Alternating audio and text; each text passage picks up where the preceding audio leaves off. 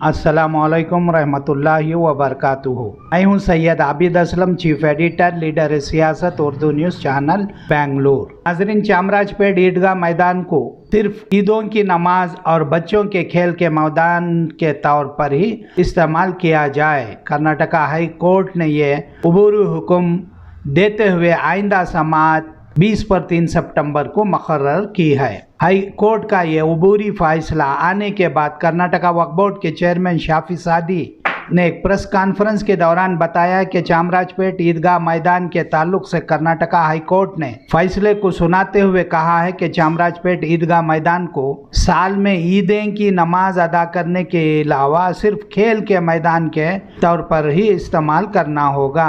इस मैदान को इसके मौजूदा हालात में जूं का त्यों बरकरार रखा जाए, इसे किसी और मकसद के लिए इस्तेमाल में ना लाया जाए। हाई कोर्ट में आज फाजिल जज हेमंत अंदर ने दोनों फरीकों के दलाइल को सुनने के बाद यह फैसला सुनाया है कि इस मैदान को सिवाय 2 मकासद के किसी और मकसद के लिए इस्तेमाल में नहीं लाया जा सकता। मौलाना शाफी सादी ने हाई कोर्ट के इस फैसले का खैर मकदम किया है। हाई कोर्ट के इस फैसले से काफ़ी राहत महसूस हुई है।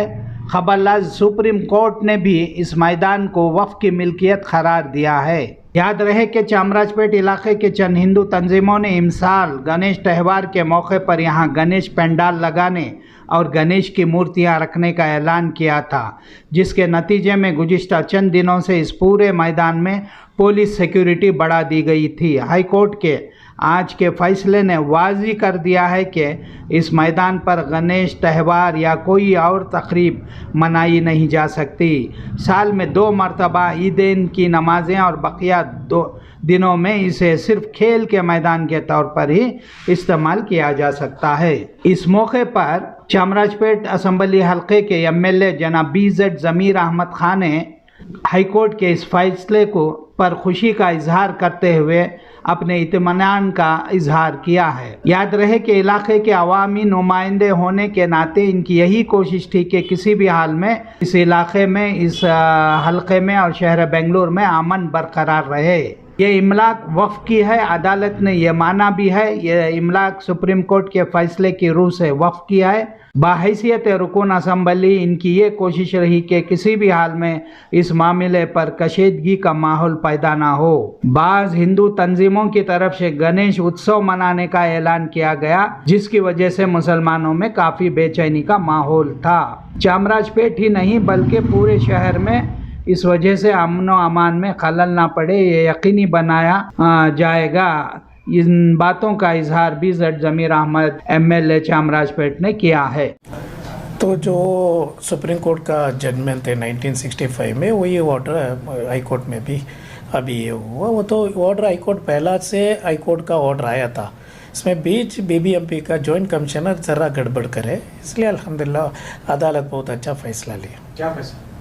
वही है जो ईदगाह मैदान में जो नमाज हो रहा था वो नमाज भी होना ही है, और सिर्फ नमाज होना ही है, और बच्चे सब खेल रहे थे उतना ही है, दूसरा क्या भी एक्टिविटीज़ नहीं होना चाहिए। जैसा पहले था वैसा सुप्रीम कोर्ट का जजमेंट का जो है वो हिसाब से ये कार्रवाई होना ही है।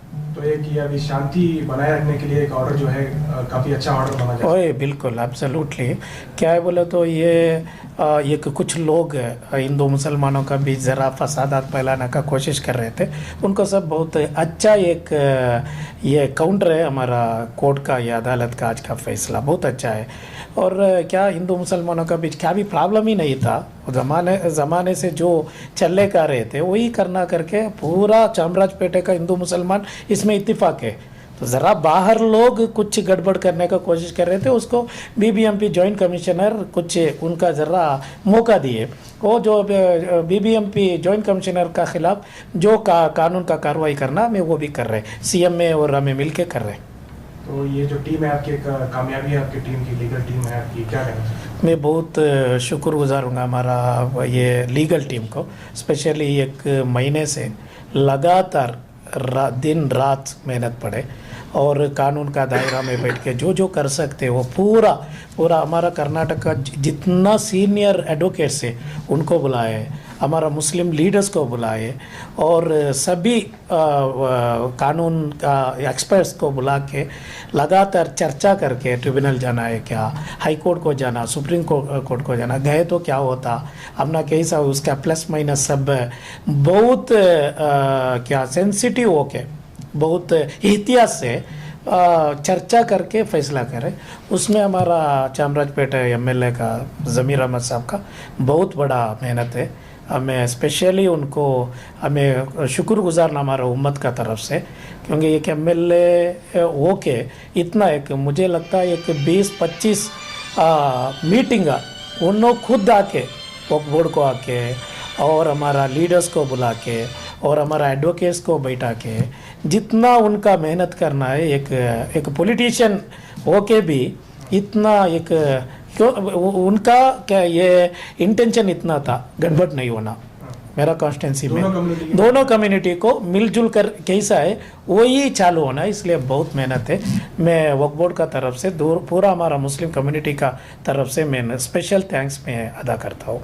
उसके साथ साथ हमारा एक लीगल टीम, हमारा लॉ कमेटी चेयरमैन रियाज खान साहब और जय कुमार पाटिल साहब और हमारा इस्माइल ज़बीउल्लाह और एडवोकेट विनय, इनका एक टीम वर्क है ना हमारा बोर्ड का लीगल टीम का साथ।